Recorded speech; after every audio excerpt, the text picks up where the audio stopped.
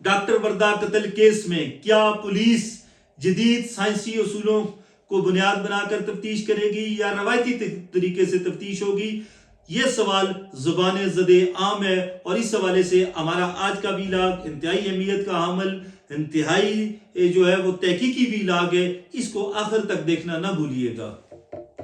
Doctor Warda قتل case میں joint investigation team JIT نے کام شروع کر دیا ہے، اور اس حوالے سے اس نے ڈاکٹر وردہ کے گھر کا بھی دورہ کیا۔ اب سوال یہ بنتا ہے کہ پولیس یا JIT کن اصولوں پر کام کرے گی؟ کیا وہ تفتیش جدید ترین سائنسی بنیادوں پر کرے گی، یا وہ پولیس کے روایتی ہتھکنڈے، پولیس کے روایتی طریقے جن پر تفتیش کی جاتی ہے؟ اور اکثر دیکھنے میں آتا ہے کہ اس طرح کے کیس شروع میں بڑی ہائپ کریٹ ہوتی ہے، لیکن at the end of the day عدالت میں ثبوت پیش نہ ہونے کی وجہ سے اکثر ملزمان بری ہو جاتے ہیں۔ یہ بعد میں ہونے والے کچھ ایسے قتل کے واقعات بھی ہیں جن میں بہت زیادہ میڈیا نے ہائپ کریٹ کی، لیکن at the end of the day final judgment میں یہ سارے ملزمان جو ہیں وہ بری ہوتے ہم نے دیکھے ہیں۔ آج ہم آپ کے ساتھ وہ چیزیں ڈسکس کریں گے، وہ 10 بنیادی اصول، بنیادی سائنسی اصول، اگر ان اصولوں پر JIT نے تفتیش کی ہے یا کرے گی تو پھر عدالت میں ملزمان کو سزا ہو سکے گی۔ اگر ان اصولوں کو چھوڑ دیا گیا تو پھر شاید فیصلہ جو ہے وہ ملزمان کے حق میں ہی آئے گا۔ ناظرین، وہ 10 اصول کون سے ہیں؟ انتہائی عام ترین ویڈیو ہے، اس کو آخر تک لازمی دیکھیے گا، بہت عام ترین ویڈیو ہے۔ ان اصولوں میں پہلا اصول ہے کہ موت کا وقت، انتہائی عام ترین چیز ہے۔ عدالت میں سب سے پہلا اور طاقتور ترین اصول ثبوت جو ہے وہ موت کا وقت ہوتا ہے۔ اس میں عدالت یہ دیکھتی ہے کہ قتل کب ہوا، اس وقت جب قتل ہوا وہاں پر کتنے لوگ تھے، اور اس میں مشتبہ کون ہو سکتا ہے، سسپیکٹ کون تھا، اور ساتھ ساتھ یہ چیزیں بھی عدالت دیکھتی ہے کہ کیا اس قتل کی جو ٹائمنگ FIR میں ہے اور FIR میں دی گئی ہے اور جو گواہوں کے بیانات ہیں اس میں کوئی کنٹراڈکشن تو نہیں ہے۔ اور دوسرا، اس قتل کے حوالے سے عام ترین نقطہ یہ ہے کہ گلے کے دباؤ کا طریقہ، گلے کو کیسے دبایا گیا، کیونکہ ڈاکٹر وردہ کی موت گلے کے دبانے سے ہوئی ہے، اور عدالت یہ دیکھے گی، JIT نے اس اینگل سے اگر تفتیش کی تو پھر بڑا عدالت کی معاونت ہوگی کہ گلا کیسے دبایا گیا۔ پوسٹ مارٹم رپورٹ ہم نے آپ کے ساتھ شیئر کی تھی، اس میں شاید اتنی چیز یہ واضح نہیں ہے، لیکن عدالت کو یہ واضح بتانا پڑے گا کہ گلا ہاتھ سے دبایا گیا، گلا کپڑے سے دبایا گیا، یا گلا رسی سے دبایا گیا۔ انتہائی عام ترین چیز ہے، یہ دبانے کے طریقے سے پتہ چلے گا کہ قتل کیسے ہوا، ایک بندے نے کیا، دو نے کیا، اس میں پتہ چلے گا کہ اس میں جب دبانے کا طریقہ سامنے آئے گا تو پتہ چلے گا کہ ایک بندے نے گلا دبایا، دو نے دبایا، تین نے دبایا، اور اس میں طاقت کتنی استعمال ہوئی ہے۔ یہ چیز انتہائی عام ہے عدالت کے حوالے سے، عدالت ان چیزوں کو لازمی دیکھتی ہے قتل کے مقدمات میں کہ گلا کیسے دبایا گیا، اور ڈاکٹر وردہ کی موت گلا دبانے سے ہوئی ہے۔ اور تیسری اور عام ترین چیز جو ہے وہ اس قتل کے حوالے سے، ناظرین انتہائی عام ویڈیو ہے، ہم نے بڑے جو معروف قسم کے فرانسک کے ماہرین ہیں ان سے رائے لی ہے، اور ان سے رائے لینے کے بعد یہ رپورٹ بنائی ہے، اور یہ ویڈیو آپ کے ساتھ شیئر کرنے ہیں۔ اور تیسری اور عام ترین چیز ہے ڈاکٹر وردہ کے گلے کی ہڈی ٹوٹی ہے، تو اس میں یہ انتہائی عام ترین ثبوت ہوگا عدالت کے سامنے کہ قاتل نے ہڈی کیسے توڑی، اس کے ارادے کیا تھے، کیا یہ قتل پلان تھا، کیا یہ عجلت میں کیا گیا، کیا یہ جلد بازی میں کیا گیا، ہڈی کیسے ٹوٹی، یہ چیز عدالت میں ثابت کرنا بڑا ضروری ہے، جدید فرانسک طریقوں سے، سائنسی طریقوں سے، نہ کہ روایتی طریقے سے۔ یہ JIT کی اب ذمہ داری بنتی ہے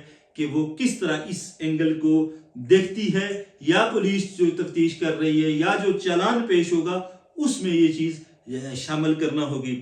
چوتھی چیز بہت زیادہ عام، انتہائی عام، آج کے دور جدید میں اس چیز کے علاوہ ممکن ہی نہیں ہے کہ کوئی کیس جو ہے وہ اس کا فیصلہ ہو سکے۔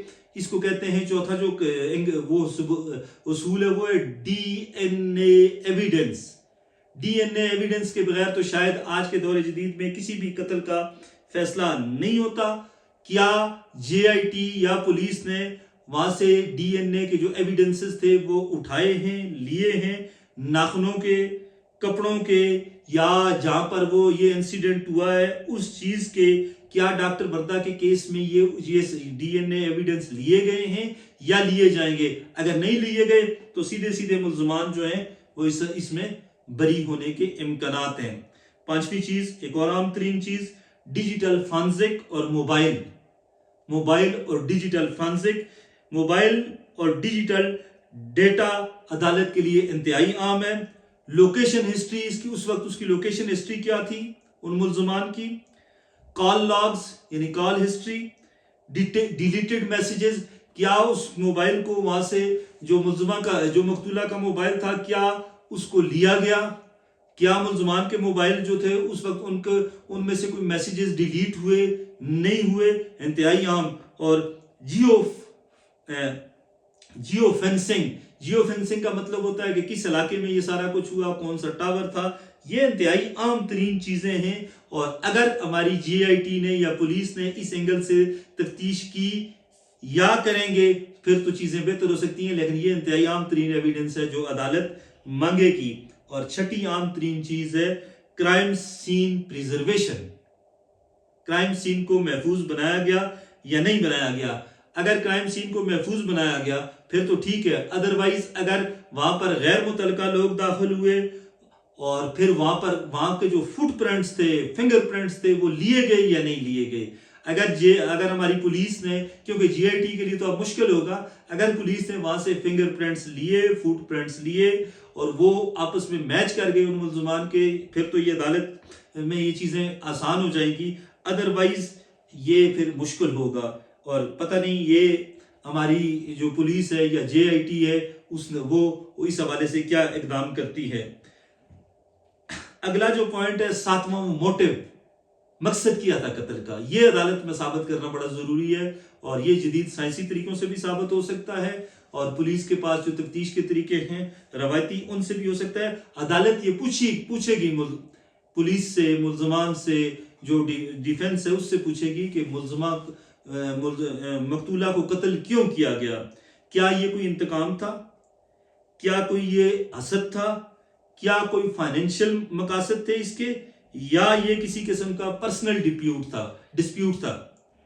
इस हवाले से पुलिस ने अभी तक जो चीज बताई है वो ये है कि 67 तोले सोना है। वो सोना अब तक पुलिस ने क्या वो रिकवर किया कि वो किस बैंक में है, क्या वो चेक मिले हैं जो डॉक्टर वर्दा को दिए गए थे रिदा जदून की तरफ से, क्या वो चेक्स कहाँ हैं, वो सोना किस बैंक में है, क्या वो रखा हुआ है, क्या उस पर कर्जा लिया गया है, क्या वो बैंक जो है वो इस चीज को एग्री करता है नहीं करता। फिर जो DPO एक्ट बाद ने FIA को खत लिखा है 30 लाख के हवाले से, ये सारी चीजें जो हैं ये बहुत अहमियत की अमल है और ये बड़ा अहम किरदार अदा करेंगी।